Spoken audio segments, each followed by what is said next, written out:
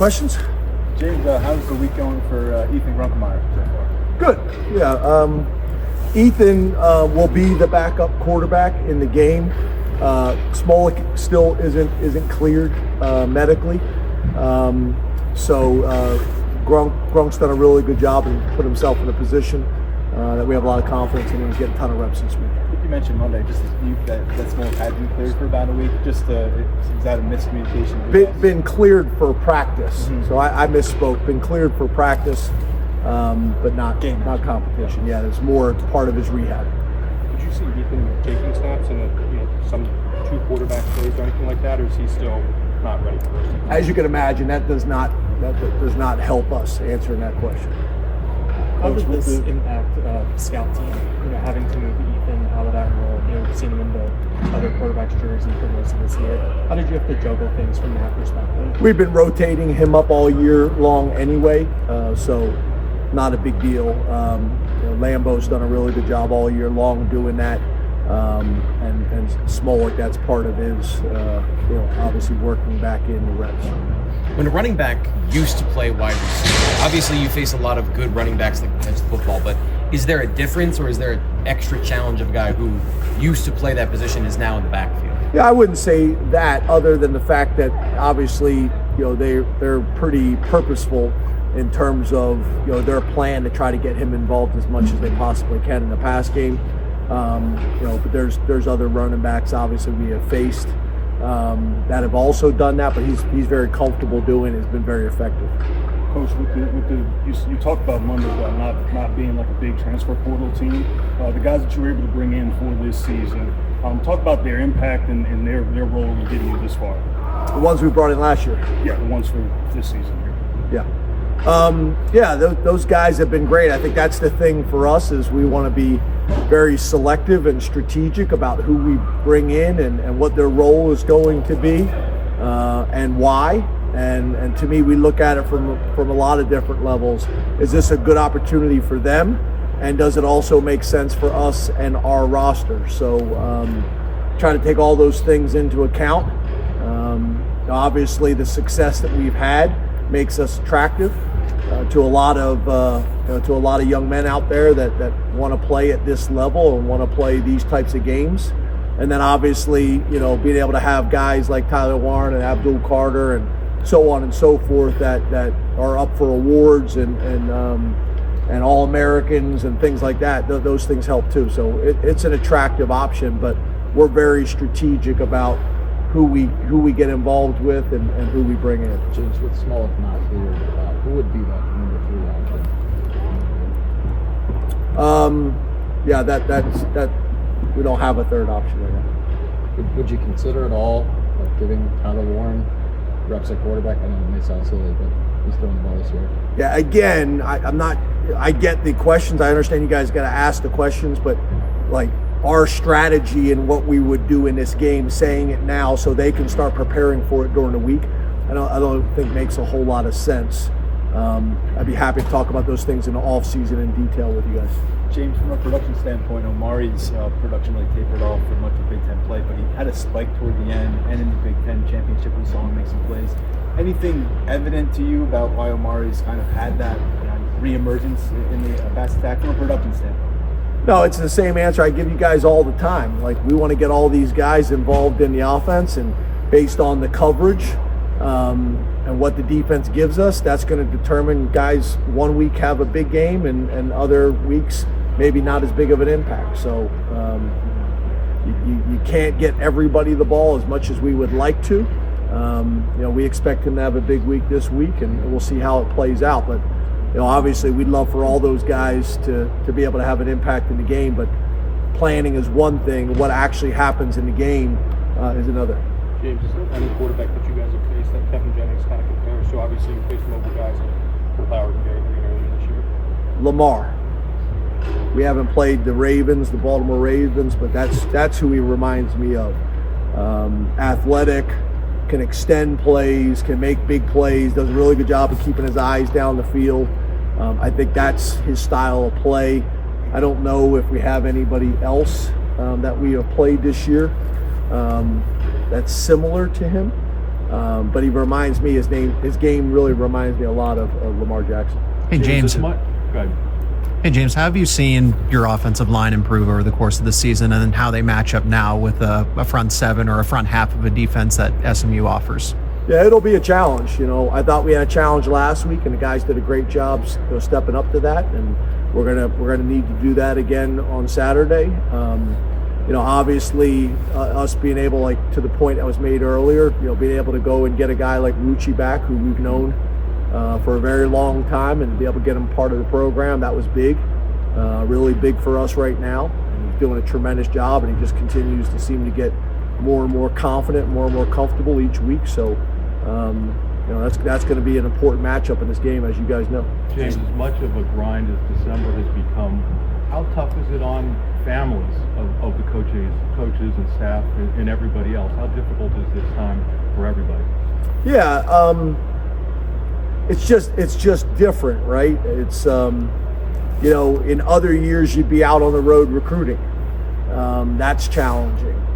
But yeah, I think for most of us, the families, it is challenging. There's a major sacrifice made by the families and the kids. That's why we work really hard to create an environment where the significant others and children come to the office, come to practice as much as possible. I just took up-to-date pictures with Kevin Threlkill's 2 daughters. We try to make that as much a part of what we do and how we operate as possible, because it's a grind on everybody. So the only thing I'll say on the other end of this is most of our families don't know any different, right? We think this is normal. So I think that helps to a degree. Could Deion Wiley contribute to this tournament? Yeah, it's kind of the same circumstance. Kind of the same circumstance. Yes, he could, but at this stage, not fully cleared for game reps. Hey, James.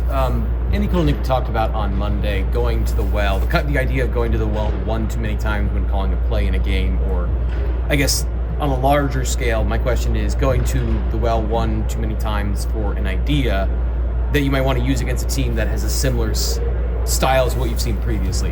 What's your thought on, reusing things that have worked and been successful for you, but also maybe going to it one too many times? I'm like you guys. When we go to it, it works. It's awesome, and when it doesn't, it sucks, right? I think that's the fine line with all this stuff, right? How much you do on offense, how much you do on defense that you do well, how many times you call something to make sure that they can defend it, but then when do you stop? You call it one too many times, and now it's not as effective. So that's the fine line. It's not a science, it's also an art to it. You're trying to predict things that aren't always predictable. And then not only that, you may call it at the right time, and their 3 technique just beats our guard, and now it's not effective. So there's a lot of reasons for plays and things to be successful.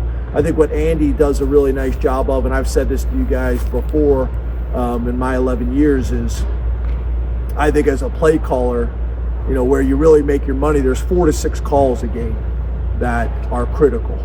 And, the rest of them, for the most part, as much time as we spend game planning on what you're going to do in opening drives or your first third and short or your first third and medium, those things are pretty much staff discussions that are planned out.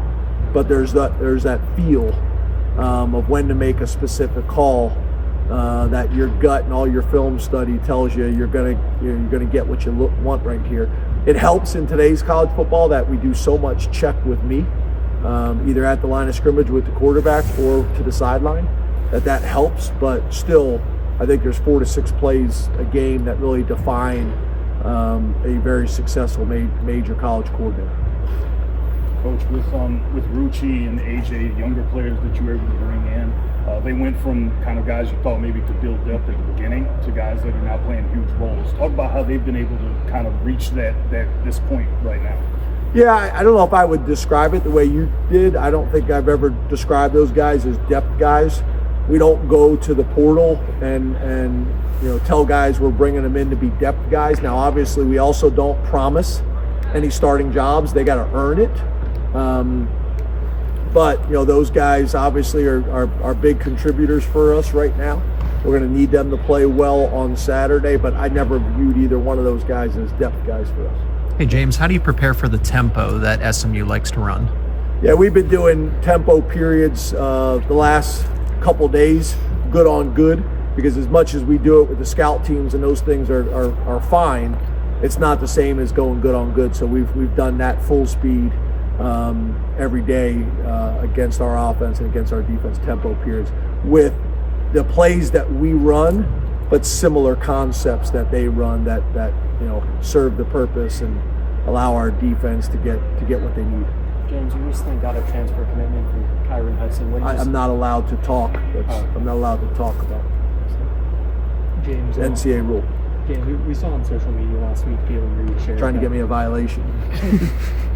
Jay Reed shared that he was in a car accident last week. We saw him at practice today. Is he good to go on Saturday? And as a coach, there's certain things outside of your control that can happen. What is that like to go through something like that?